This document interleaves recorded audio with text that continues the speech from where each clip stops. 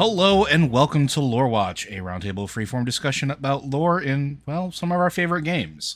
I'm your host, Joe Perez, one of several lore-focused folks from Blizzard Watch, and I've got my stupendous co-host with me today, Matt Rossi. How you doing today, Matt?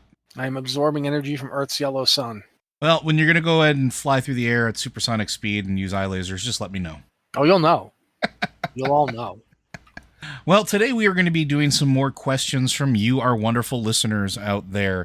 And if you do have questions for this or any of our other podcasts, that includes the Blizzard Watch podcast or our brand new monthly podcast, Tavern Watch, which focuses mainly on tabletop role-playing games and the realm therein, you can go ahead and send those in to podcast@blizzardwatch.com, as well as on our Discord channel. If you are a Patreon subscriber, you have a Patreon Q and supporter questions section. You can ask them there. Several of these actually did come from there.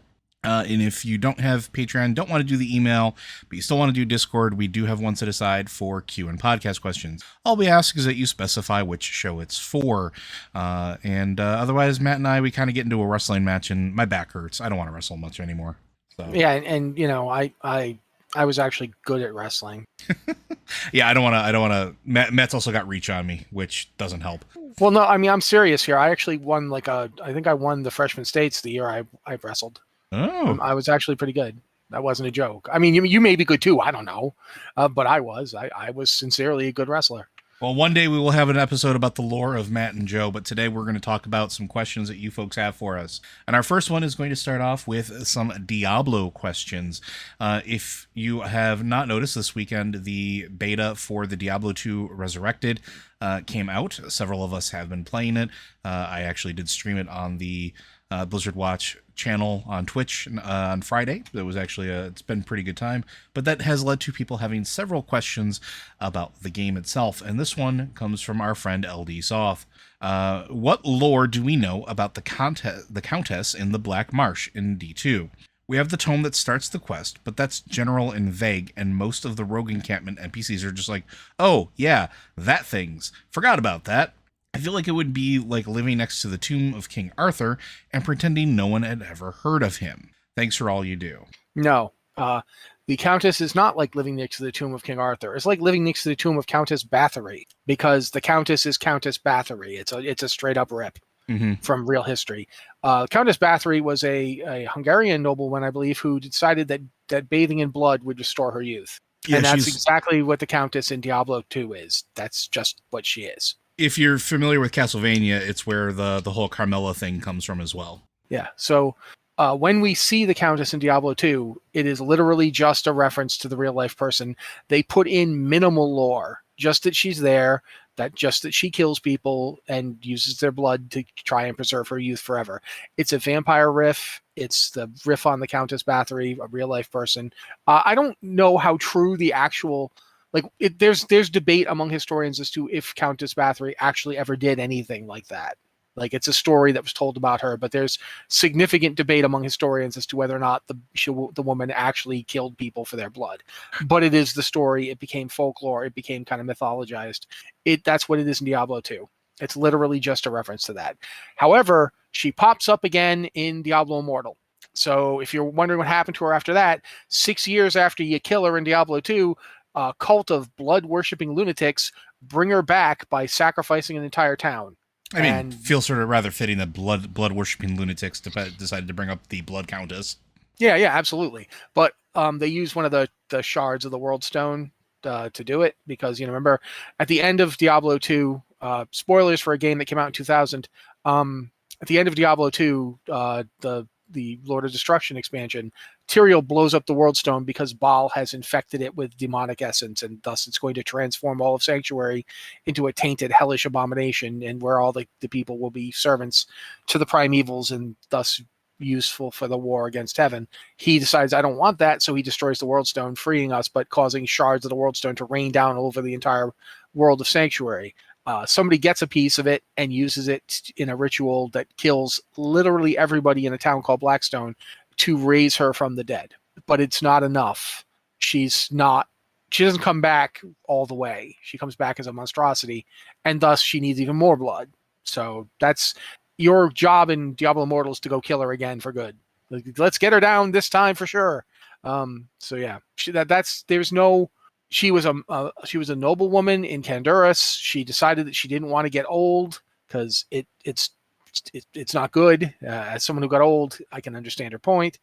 She's bathes in blood, so she like literally bathes in the blood of 100 virgins in the game. But they bury her alive because they're like, oh, we don't like it that you've killed 100 of our virgins, and we want you to stop murdering people. So they bury her alive, and that's when you go to the tomb. She's some kind of monstrosity, and you kill her. Maybe she's a vampire, but it's never really clear. But then she comes back, and we're going to see her again in Diablo Immortal. When presumably, we will kill her again. There's not much more lore to her than that. Now, as far as the actual meat of the question, I think is the idea of how can people in a world like this not know if such a creature exists? In this world?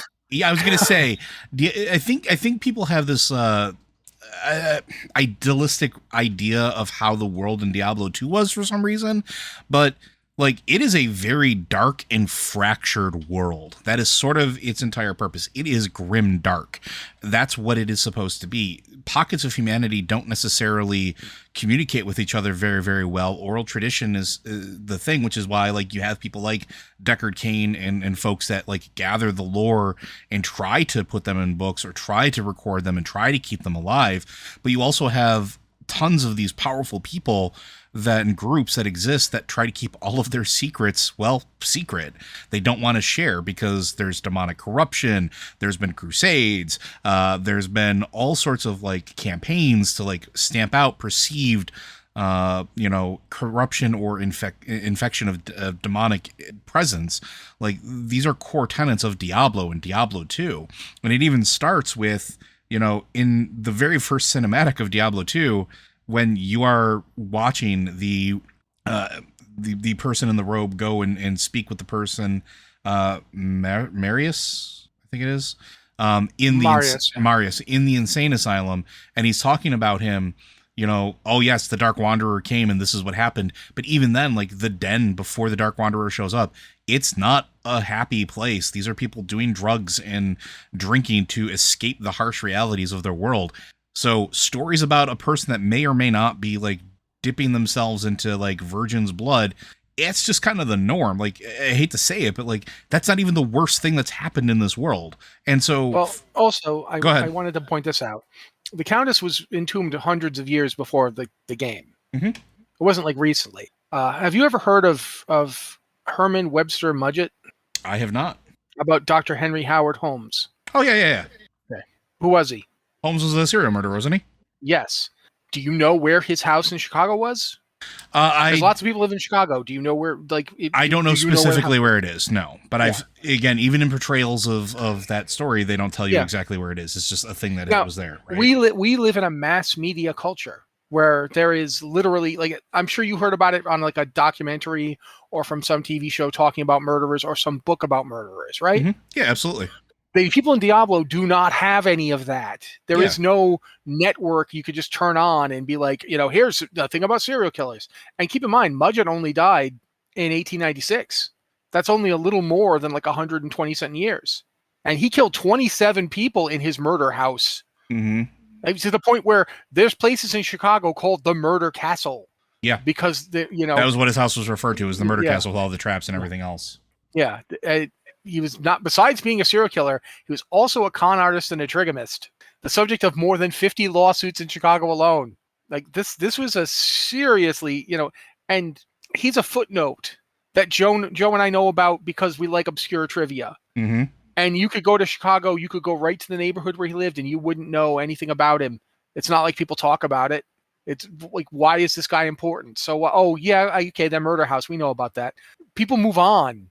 Life moves on. It's not these people that you talk to when you get the quest. Sure, they kind of know about the place, but they're more focused on survival. They're not worried about a 100-year-old tale, right? Yeah, your daily life, even in a place that isn't as horrible as Sanctuary. Chicago has its problems, but there's no demons actually erupting out of the ground. It's just stuff moves on, time moves on. Sure, here's another example. You mentioned King Arthur. You have no idea where King Arthur lived. And all we know is stories, right? We don't know how accurate any of that is. Oh, there's a ton of debate about how accurate it may or may not be. There's some historians think there was a figure who inspired the Arthur tales. Some people think that they know who it was. Other people think no, couldn't be that guy. And that's like, that's a couple thousand years ago. That's like less than 2,000 years ago, because it would have been around 8,400, 8,500. That's 1,500 years ago. There's stuff is forgotten, stuff is lost. People don't pay attention to it. There, as Joe pointed out, you're living in a world where towns vanish because demons ate everybody. Yeah, it's not that big. It's not this countess who isn't even killing anybody at the moment. Sure, it's a creepy story, but come on. Yeah, and I mean, and think about the rogue encampment in particular too, right? Like when you go back and you ask about it in the rogue encampment, it's an encampment; it's not a city. Also, like you walk outside of that encampment, there's carvers, there's fallen, there's undead, there's all sorts of like shambling creatures. Goatmen are not too far away. Like it is not a place where you have the time and luxury to worry about something that may or may not actually be there. You have clear and present danger in front of you that you need to respond to. And that's one of the things about Diablo that I think you always have to keep in mind whenever you're on any of those quests, is that world is filled with so many immediate threats. And when Diablo 4 comes out, I have a feeling it's going to be much the same, because the world is even worse place than it was when we left it in 3, right? So they have things that they need to worry about. They don't have time to research. They don't have time to sit in a library and over dusty tomes and worry about this ancient story that may or may not be real. Some folks do. That's why people like Deckard Cain exist, or existed, depending on how Diablo 4 all shakes out. There's reasons why there are archivists, but their work is their work, and it's something central to them, and they exist in one place at a time. They don't necessarily have the network of information and knowledge, like Matt pointed out, where they can just flip on a TV or pop online or read an email. Everything is, all news travels by people literally traveling and carrying news with them, and that news may get distorted based on how it's being delivered. They may also just not want to share that news. We don't know what's like the best example I give is we don't know what's happening in the Scovos Isles. There's definitely stuff happening there. There's definitely newsworthy stuff happening there. 100%. We know that much. We just don't know what. Nobody's telling us. Nobody's going out of their way to send messengers over the seas back to the mainland to spread the word of what's happening there. Hell, the Amazons weren't even visible in Diablo 3. They weren't there. So like the world is very cut off from each other, and that lends it to things that are couched in myth and legend to sort of not necessarily fade away, but it's not people's preeminent thought. It's not the first thing they think about when they wake up in the morning. Like we have the luxury of doing that on a lore show, and we have the luxury of doing that as people that don't necessarily have those same, demons are coming to eat me sort of worry, but they don't.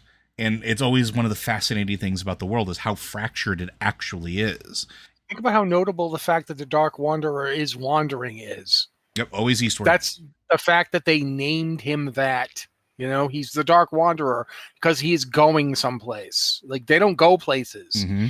The trip from Kyrgyzstan to Canduras to create, the West March and Canduras kingdoms was a big deal. That was a once in a lifetime crusade type thing. They don't happen all the time. People don't travel back and forth like this. There's trade places, but otherwise, if you live someplace, you stay there. Mm-hmm. And you worry about your area, your hometown, your farm, the region you live in, the valley you lived in, whatever. So yeah, I don't think it's that surprising people didn't know about the Countess. But there really isn't much more to tell you about the Countess. The Countess is a crazy noblewoman who liked to dine in blood, and bathe in blood because she thought it would keep her alive and keep her young. That's basically it. Yep. Our next question comes from our good friend Verdigree. Question for either podcast. Well, I stole it for here because, haha, does Illidan sleep? If he does, what possible position would he need to be in with those giant wings and horns? I imagine him sleeping in the seat of the Pantheon while Golganeth throws several oceans at Sargeras, thereby providing wave noise. Yours, Verdigree. No, he doesn't sleep. Okay. I don't know. No idea. It's never come up. I do actually find that fascinating because even in the Illidan book, they never talk about that. They also don't talk about whether or not he pees, man. But I just thought this question was a fun little thing because, yeah, I mean, if I don't know how I would do it if I had like horns that big and wings that big, maybe I would just sleep standing up or sitting up or whatever. Like I just imagine him like falling asleep in like a futon or something. Maybe he can like have his wings beat independently of his consciousness, so he's just floating up there with the wings. Oh, the ultimate air mattress. But I who knows? Who knows? He may not. He may just never sleep because I mean, torturing Sargeras is all he needs in life. Our next question comes from Tetsemi. Question for Lore Watch and/or the Queue. Now, this would be an interesting story development. How would you like to see this play out? There is a link to a Terran Gregory status, in which is evening conversation with friends yielded from this very non-canonical gem. Vindicar lands. Velen gets out. Greetings, Prophet. How was the moon? Velen grabs his staff, locks and loads. Get Bex in the Vindicar. Prophet, the Loon's haunted. This is a reference to the Moon's haunted Destiny 2 thing, obviously, but it is absolutely hysterical. Like, how would you react if, like, literally Velen just came to you and said, yep, we got to go, like, murder the moon or something like that? I'm not going to murder the moon. The moon's like a giant egg and a monster comes out of it, if I know my Doctor Who storytelling. I mean, who knows? I don't think he means that, the moon itself is the problem. I think he means the moon is haunted. So you have to go up and deal with all the things haunting the moon. We just had a big portal rip open in the sky. Who knows what came through and haunted the moon? So I guess, I mean, into a larger perspective, with all the information that we've gotten about Elune, do we actually think... Is he talking about the moon? We don't know if he's talking about Elune the figure. We don't know if Elune the figure is in any way related to the moon. That's what I was just going to ask. Yeah, that's what I was going to bridge into as a question. Like, do we honestly think that there is a connection between our moon and Elune? Our moon, no. The moon Elune, maybe, because there's two moons on Azeroth. One is like the White Mother and the Blue Child, right? And the White Mother is the one that they also call Elune. So quite possibly, she lives on Elune or has something to do with Elune. I don't know. Elune might be involved in Elune, but Elune might have nothing to do with Elune. Wow, I said that out loud. The only reason I bring this up is because we have been getting a lot of other questions from listeners and just people in general, especially with things that have happened recently in the game, highlighting the relationship between like Elune and in particular the Winter Queen. There's been a lot of speculation that because the Winter Queen is blue and Elune tends to be white, that if the two moons are a reference to them and their relationship, we don't know. But it is something fun to think about. And honestly, at some point, like I am starting to question where Velen's been this entire time. And I guess that would be a good caveat or a good lead-in question. So throughout the entirety of everything that's happening in Shadowlands, I haven't been playing Alliance at all. Where's Velen? What do we think he's doing? Like, we understand Legion was like a thing, and like that was pretty taxing on him. But like, what do we think Velen's doing? Why isn't he around? This seems like something that would be right up his alley, or something that like he would be definitely at least, hands deep in at some point. Dude, he's busy. The moon is haunted. I mean, come on. Moving away from that, do you have any ideas or speculation that you'd like to put forth? No, I don't know where he is. Honestly, I find myself wondering if he's not trying to figure out what to do with himself. I mean, the Legion and the fate of his world was a big deal. He got to go back to Argus. He got to see what happened to the world. But now, like when at the end, like we left Argus in a hurry. Like we were chasing after Sargeras. We went through the portal to try and, escape while they were pulling him into the seat of the Pantheon. They didn't get to go back to Argus. They had to like immediately leave. And that's the last time Elune left Illidan there, and we booked it out. And he saw the sword wound on the planet, and that's it. He didn't get to go back to Argus. He didn't get to reconnect with those people that he had just reconnected with, the ones that blamed him for leaving them. He didn't get to do anything about that situation. And now, like, he's, the portal to Argus is gone. I find myself wondering if he's not trying to figure out a way to get back there. Now that the Legion's been dealt with, he might want to reclaim his homeworld. Yeah. He might want to fix what happened to Argus. I don't know. There's been nothing. He has not made an appearance that I can think of.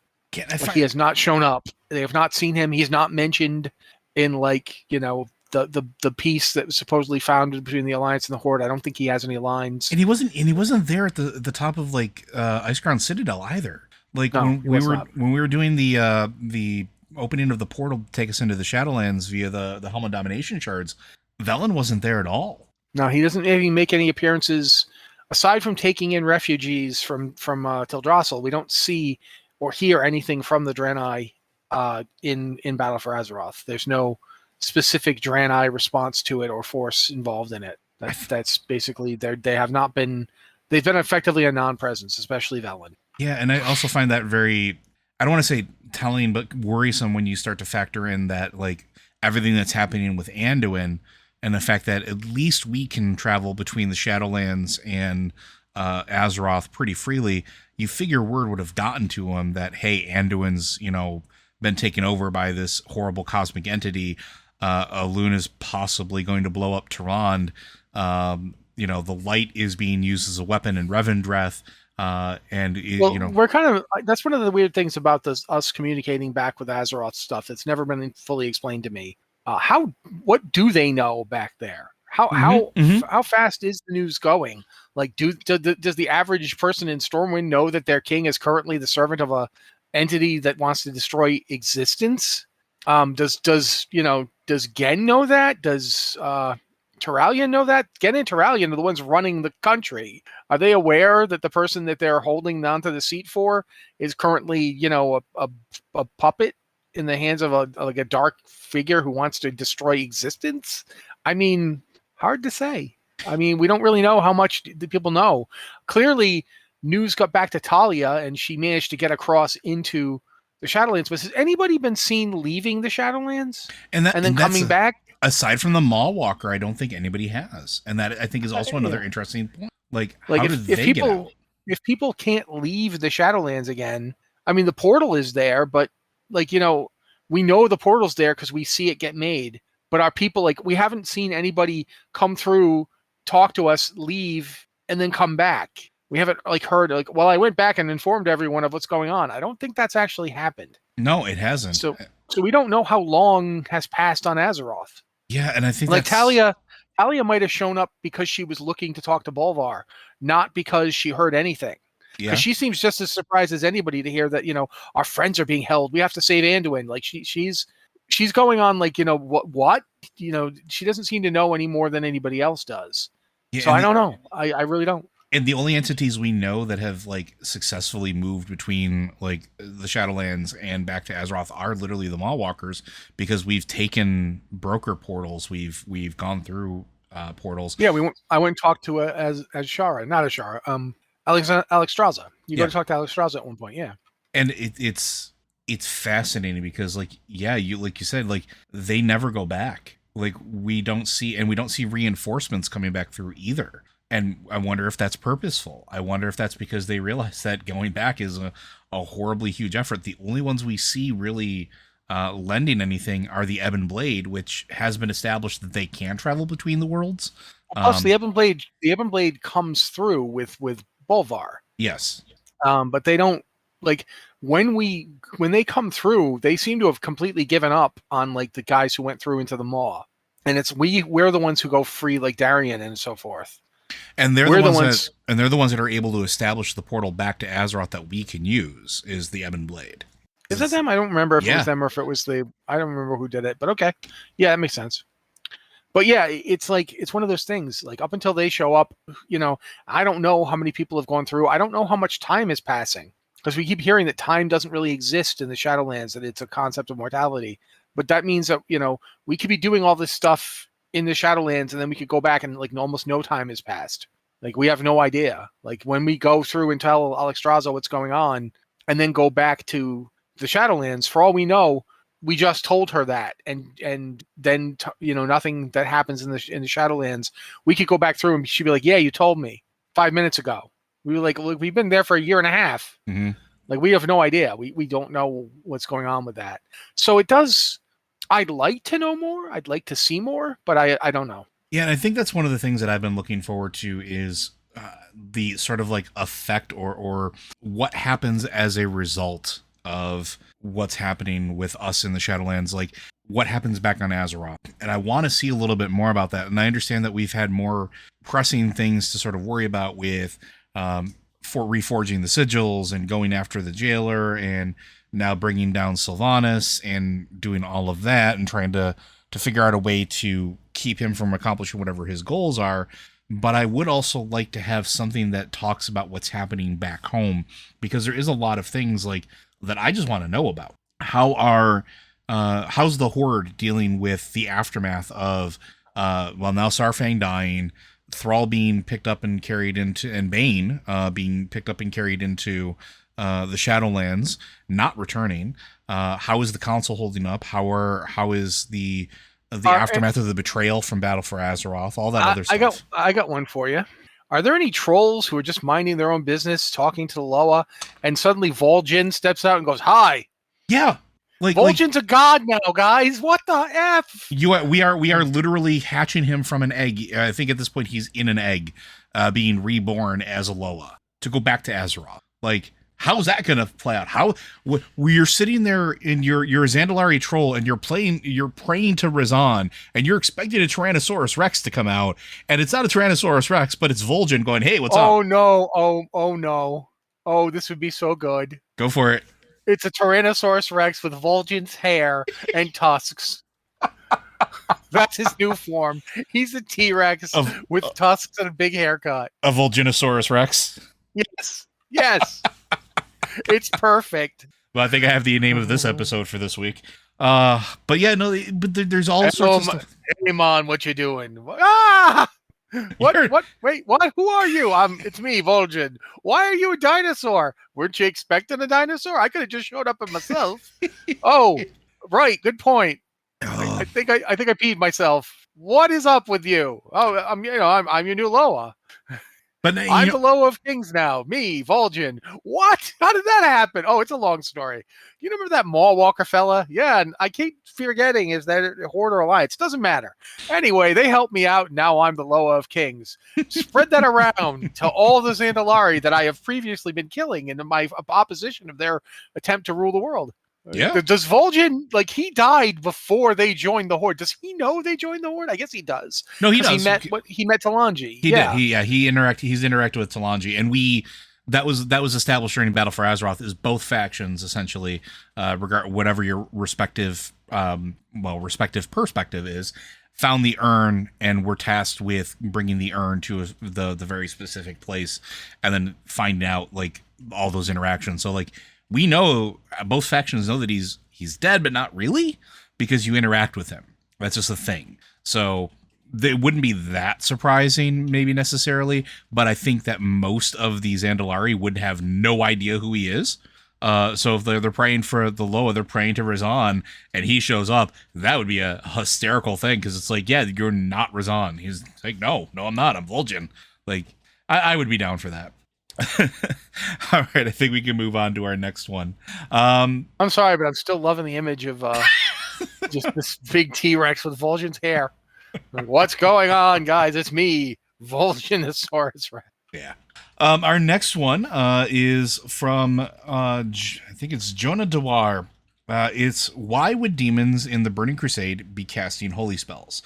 Can all beings cast all magics, but instead specialize in their natural magics, as evidenced by Druid casting Arcane and Khadgar using a modified priest spell? Can demons command the light?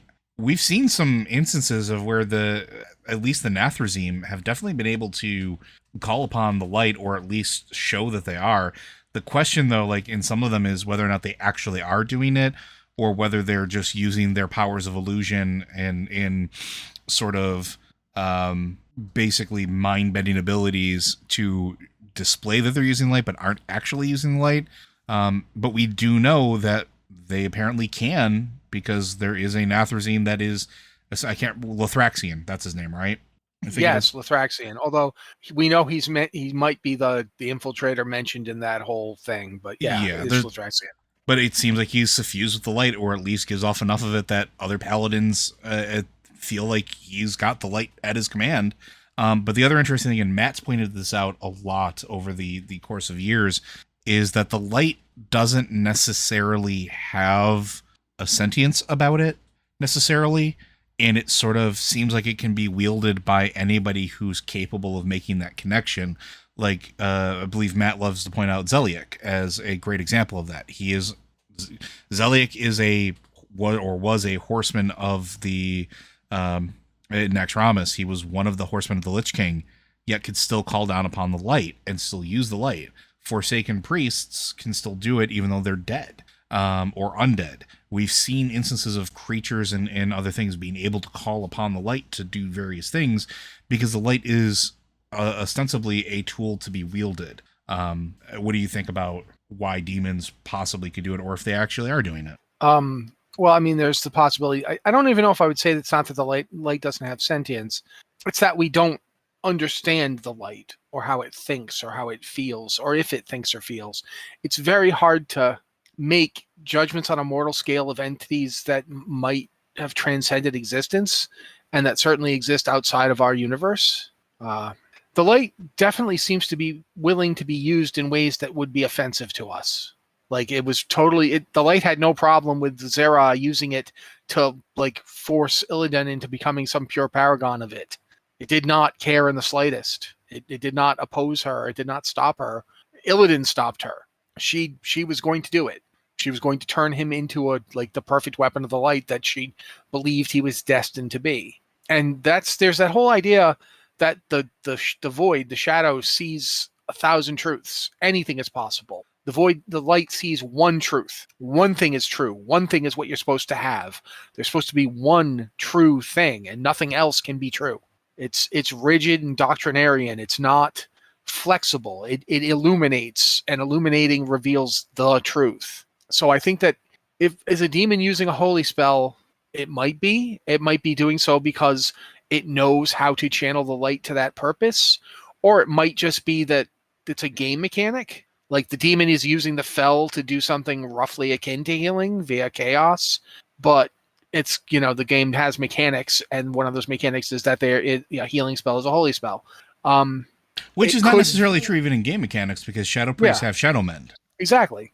But it might be that. It might be something as simple as, like you mentioned, Zeliek. Zeliek could control the light even though he was undead and it was destroying him. He could absolutely do it. The light did what he told it to do, not what it wanted to do. The light itself as a force might have an opinion and a will, but as it enters our world, it becomes a power source, and it can be used for whatever you believe in hard enough. And it's not up to the light to make those decisions. Who knows? This is something I'd love to see explored more. I'd love to see there be like a discussion of it by characters who would know. I would like to actually see the light and the void become. I don't know if I want the cosmic war everyone keeps saying they want.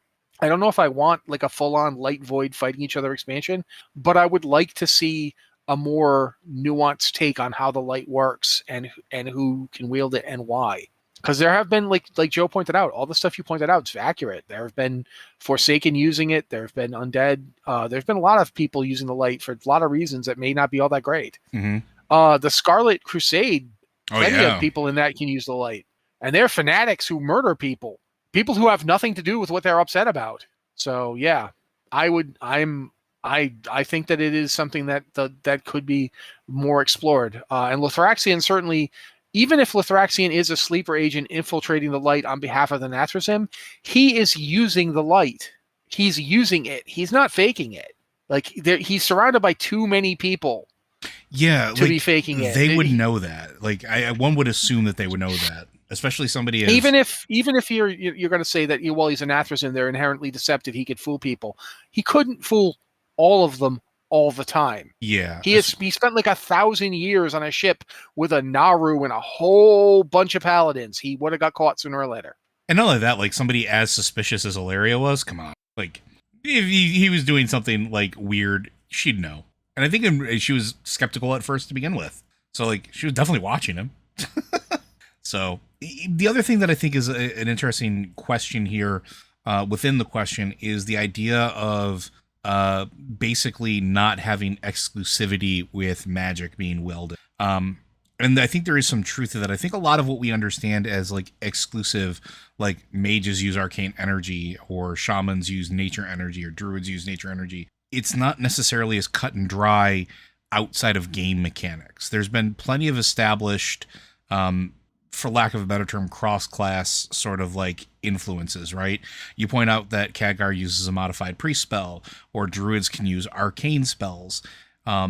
Particularly like even like elves, like they have that sort of like natural affinity for sort of arcane magic. I think that anybody can wield any magic as long as they study hard enough or have the natural inclination. And I think it speaks more to understanding of how the fundamentals of magic work for those people more than anything else. I don't think that just because you're a druid that you can never become somebody capable of casting like an arcane bolt, or vice versa. There's night elves in general, right? Like their society was very divided between it. Doesn't mean that they couldn't do the other side of it. They just had people that were like high arcane mages, and then others that are like, nah, we're going to be over here in Natureland. We saw what happened. But they started as people that were capable of basically doing insane arcane feats. Look at the, why can't I remember the name of them now? The, in Nighthold, Nightborn. Like, they could theoretically branch out into other magics quite easily because they have that level of understanding, but they were primarily an arcane society. So I think when you start talking about the actual like story of how magic works, it becomes a little more blurred and nuanced as opposed to just pure game mechanics where everything is divided into neat little columns. So, you know, story-wise, you could see Khadgar understand, oh, that's how priests do this. Maybe I could do something similar and then do something similar. I think that there's room for that. And as Matt pointed out, maybe demons can do something that approximates what the light can do using Fel because, well, Fel is what? It's the breakdown of light, or it's when light and shadow interact with each other or something like that? Yeah, it's like raw chaos. It's the explosive annihilation of light. And so, yeah, maybe they can do something like they can mutate you and it's like being healed. I don't know. Yeah, we don't know. But, you know, something to think about for the future. Our next one comes from Elsa, who is a Frost Death Knight on Lothar. Love the name. Very fitting. Okay, so here's another one for Lore Watch, which is less of a question and more of an observation, I think. Should be kept in mind when speculating. And of course, I could be wrong.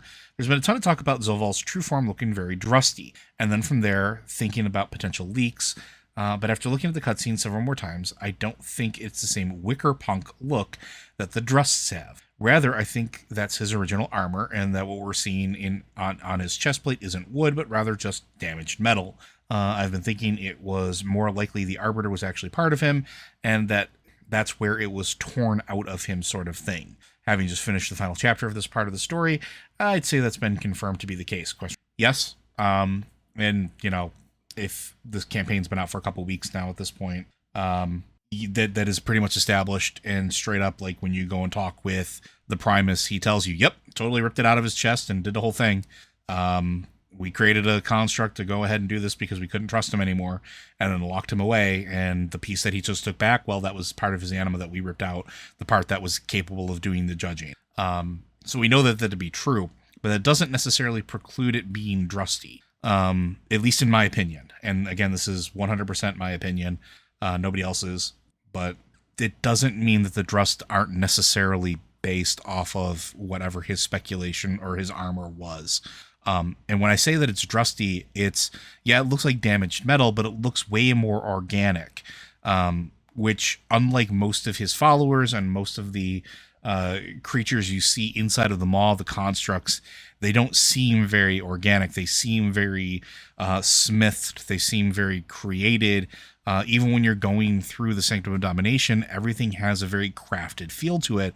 But when he gets his piece back, it feels incredibly organic. And I'm pretty sure that was intentional.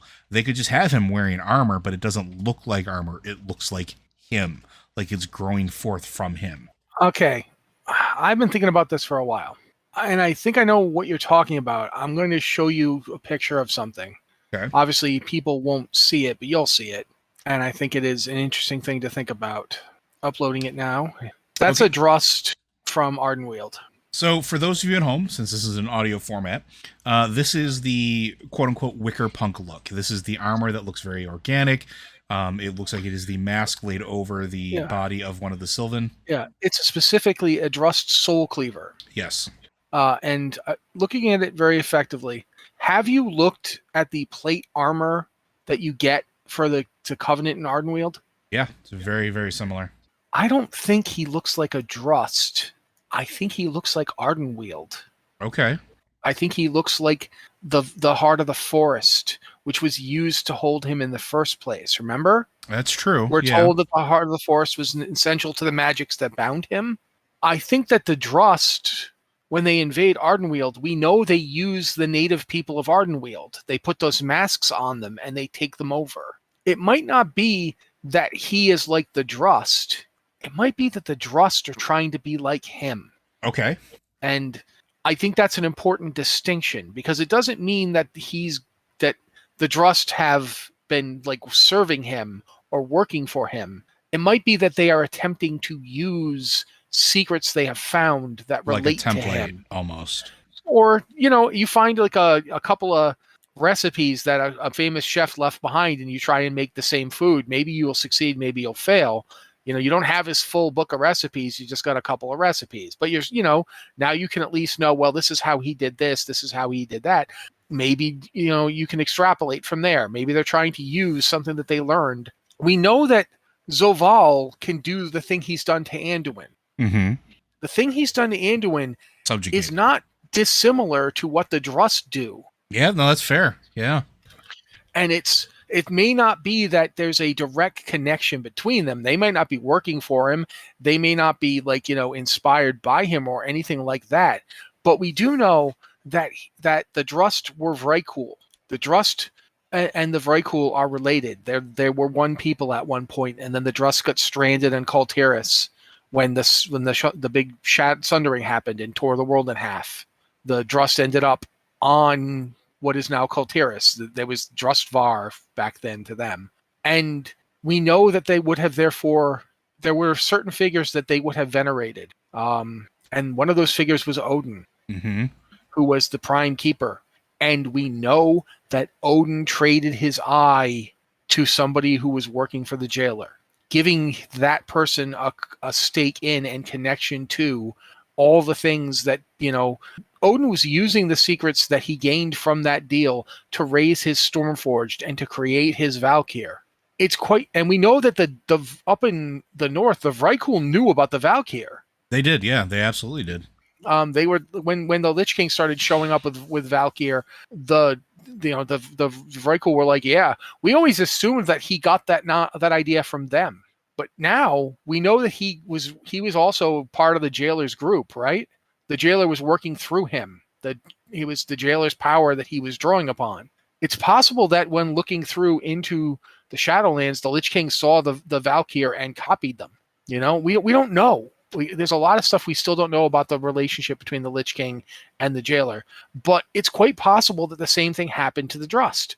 We know that their druids touched upon life and death. The Thorn Speakers, they're very much into the cycle of life and death. Mm-hmm. We meet a Thorn Speaker druid in Ardenweald who's totally down for the cycle and not at all serving the Drust that are invading. For generations, the Drust served that cycle. Just like the Thorn Speakers we meet today, I can't remember his name, but he's the bear one up in Drustvar. The one that basically allows Kultirans to become druids. Yeah, that guy. I want to say Ulfar, but I don't remember. I think you're right. Yeah, that guy is working for the whole cycle of life and death. It's quite possible that it's the jailer who corrupted Gorak Tul. Gorak Tul didn't want the cycle of life and death to happen. He didn't want that to be going on anymore. He wanted to break the cycle. Yeah, and what does the jailer want to do? Break the cycle. Yeah, so it may not be something like we work for the jailer, we're his servants. It might be that they're inspired by him, that they looked into the realm of death and saw him. When we see them in that outfit that looks so similar to the jailer's, it might not be because the jailer is a Drust or wearing Drust armor. It might be that the Drust have taken from various sources things that are inspired by the jailer. But I do feel like there is a connection. I just don't know what we don't know. We don't know which came first here. We know that the jailer existed well before the Drust did, but we don't know if the jailer came to the Drust and said, "Serve me," or if the Drust were looking into the realm of death when they were trying to create Thros, and they saw the jailer. And they learned, they're like, "Whoa, we like this guy," because we know that the Vrykul up in Northrend were serving Arthas and calling him the Death God. They were looking for a figure. They believed that the Titans had abandoned them. Remember? Yep. The Titans let this curse of flesh happen to us. The Titans don't care about us anymore. So they might have turned away from Odin and found a new god. So yeah, there's a lot of possibilities here. I do think there is a resemblance between the jailer's, armored up form and the Ardenweald armor and the Drust that are wearing various variations on it. But I think that the connection is that it is Ardenweald based. I like that, actually. I think that is a very good thing that I had not considered. So cool, and hopefully we'll find out some more about that, because I feel like I definitely feel like we definitely need to see more of the Drust coming up. All right. We have one more question left here for today, and this is going to be from Delos, who's a Blood Elf Warlock on the Shattered Sun Blades Edge realm. So these are based around the Grimoire of the Shadowlands that came out, and particularly some of the stuff around the cover of it. These questions also come with a highlight of the cover from the Grimoire of Shadowlands, where Torghast is visibly layered beneath Oribos. If you haven't seen the cover of it, the dust jacket for it is semi-transparent, which is odd for most books when they come out. Most of them are solid pieces, basically meant to protect the undercoating. But in here, it seems like a deliberate choice or art choice that are possibly play into this. So the questions here are: the Arbiter was just the observations, I should say. The Arbiter was just an animal construct made from part of the jailer that was in charge of judging souls. We have confirmation of that. We know that that's part of the latest campaign. We did have a theory that the Maw was initially effectively all of the original Shadowlands and is showing clear decay from whatever it once was. Oribos, for all that it's the Eternal City, is pretty obviously a constructed and almost sterile place before the Mawwalker has arrived. The operation of the place was very mechanical and artificial. The art design of the cover of the grimoire is clearly not accidental, implying that some form of connection between Torghast and Oribos. What do you think is being said or implied by all of this combined? Given that you don't know all the specifics yet, because the story is still unfolding, wild speculation is both allowed and encouraged. Thanks again for the great podcast. The sterile comment actually kind of got me thinking, and I think there's a lot of truth to that too. We've always talked about that Oribos felt very constructed or very intentional, and that it might not necessarily have been the original piece that was there. But when you get there, there's nothing but constructs and brokers there. And the constructs, essentially the caretakers, they're very clinical, very programmed in how they tend to things. They have very specific functions. They follow those functions, and that's it. The brokers are sort of like the odd thing out. They don't necessarily follow any specific thing, and the attendants are not necessarily happy that they're there, but they don't have any directives to kick them out either. And it seems like the brokers are kind of sitting there or squatting there on sort of a technicality, because again, the attendants were never given explicit instructions to remove people from Oribos. And you look at Oribos, and it does feel like, I don't want to say that there's pieces missing, but it's incredibly small for such a main hub. And one would have expected that if it's going to be a place where souls go to be judged, that there would be more happening there, that there would be more spaces or possibly representatives from the covenants or other lands or things like that would be there to pick them up, right? Also, something you've pointed out before, but I wanted to bring up now because it makes sense. Why, when the Arbiter goes down, does the soul flow that starts in Oribos default to the Maw, and specifically to Torghast? Like, that's not a design you would expect. You would not think that if you are judging souls to decide where they should go, and one of those destinations is the garbage pit disposal prison where only the worst souls go, that would be the default setting. Like, oops, the controller is out, everyone goes to hell.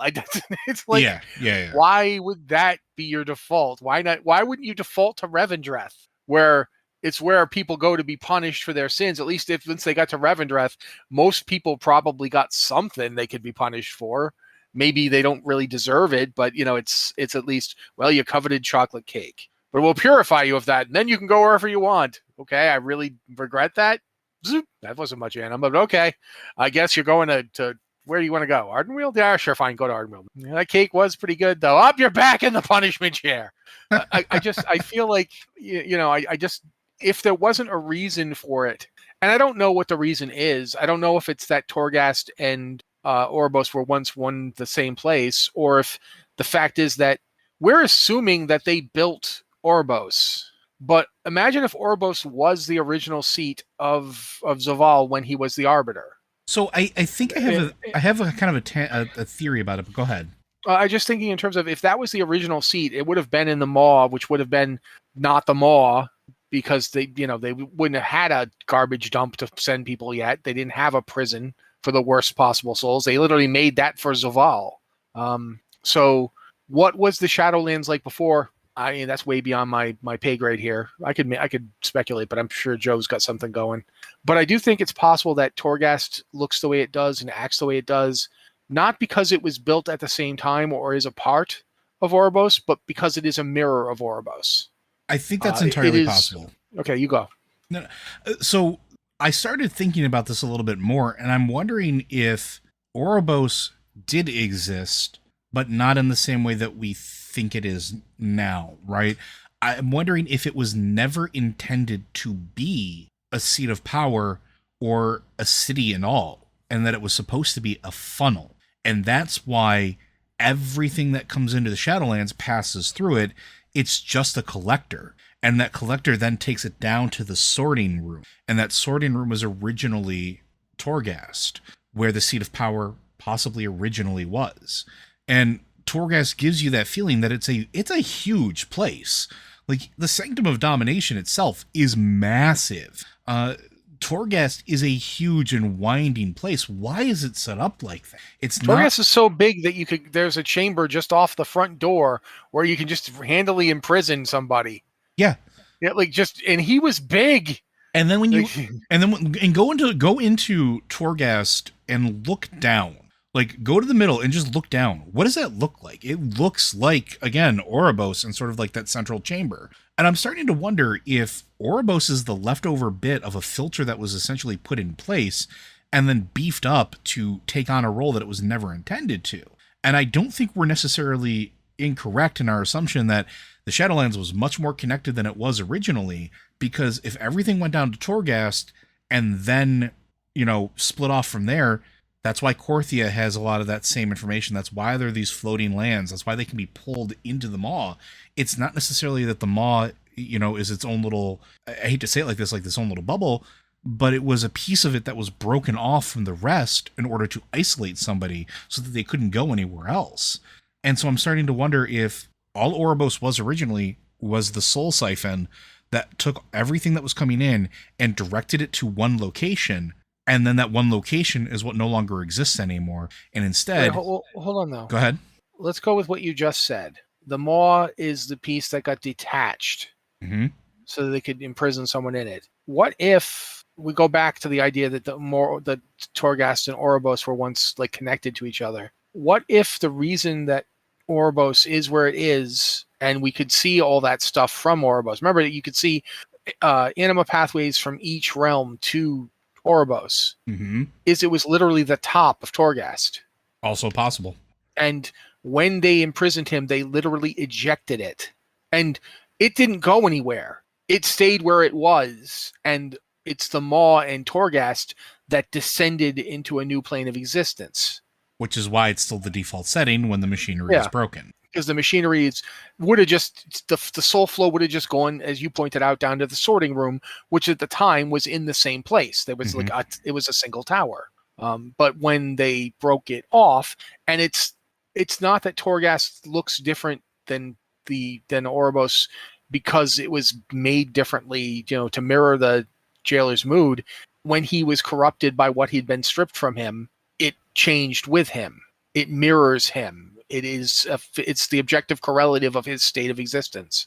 And now that we've gone through it and he's successfully regained that part of himself that he lost, that's an interesting question.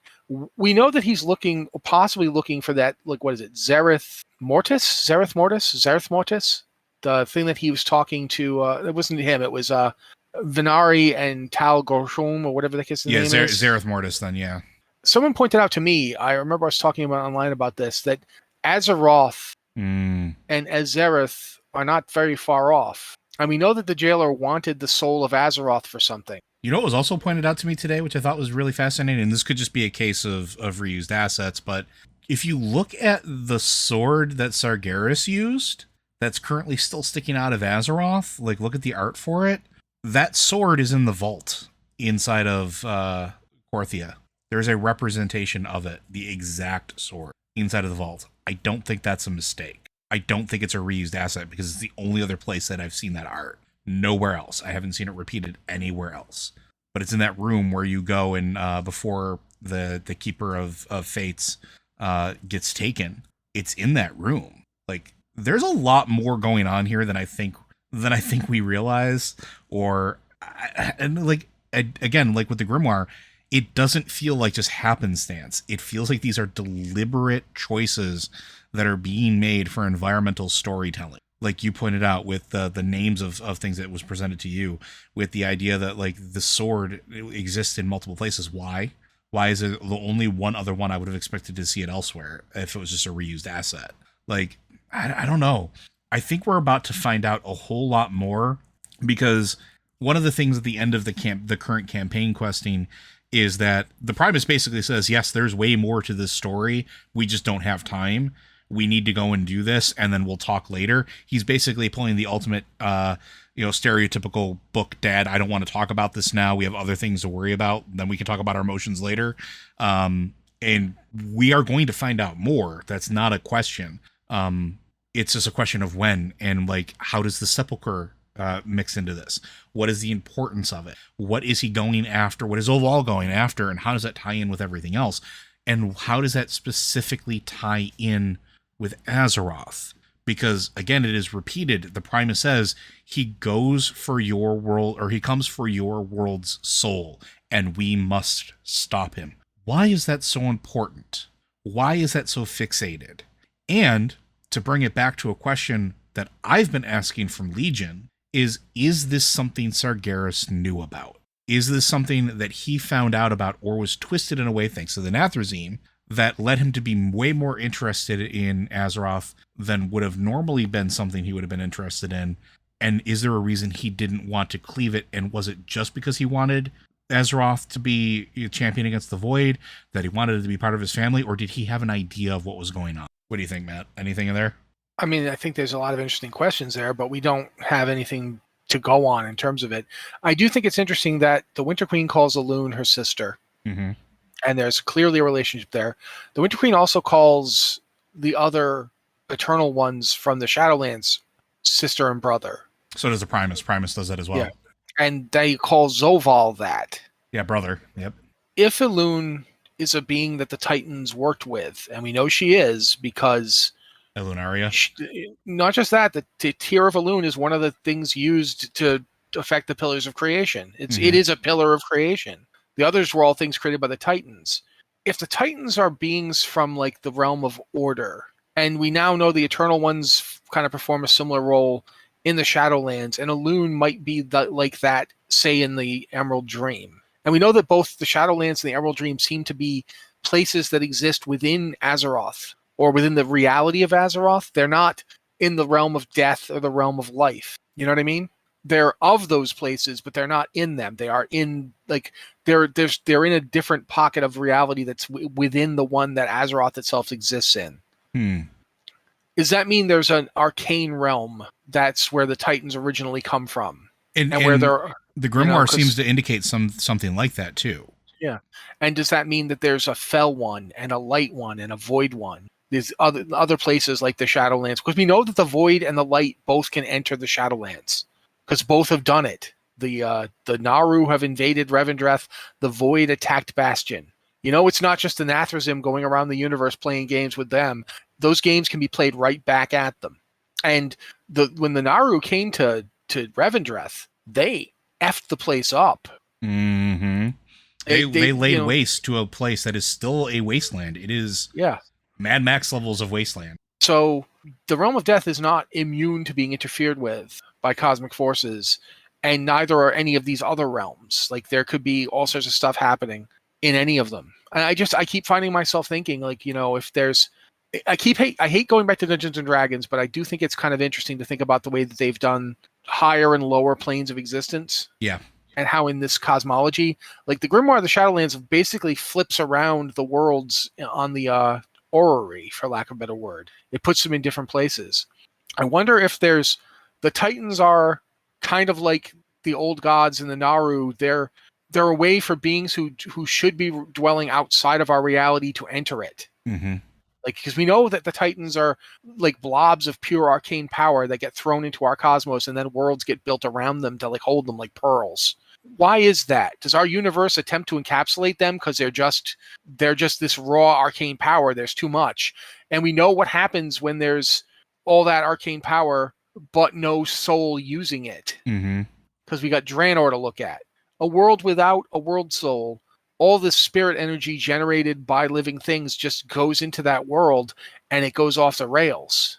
The other thing that I keep thinking about too, and this comes back with the Grimoire, and we're probably going to talk about the Grimoire at some point in the near future a little more in depth, but looking at the chart and looking at the original cosmology chart, and like you're saying, like they have this really interesting interplay of how they do the higher and lower planes.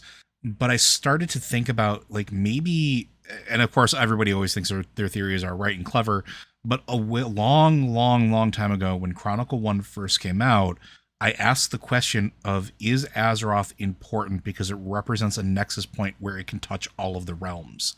And is that what Zoval wants? Is that what he needs access to? Is it that he needs Azeroth as a way to get to the arcane plane, to the plane of life, to the plane of death, beyond the Shadowlands, because there is the void plane? Does he need that to invade all of those places? We know that those other places can invade the Shadowlands, so there's definitely a way to get between them.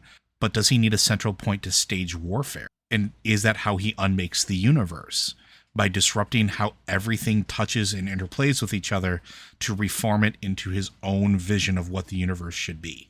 Again, lots of questions, but it's starting to maybe crystallize the point that Azeroth is important, maybe not necessarily because it is a world soul, but because it operates as the place where enough concentrated power exists and all of those other places touch in such a unique way compared to every other world soul that has existed, including with Elun's touch and everything else, that's why he needs it, so that he can start waging his war in earnest.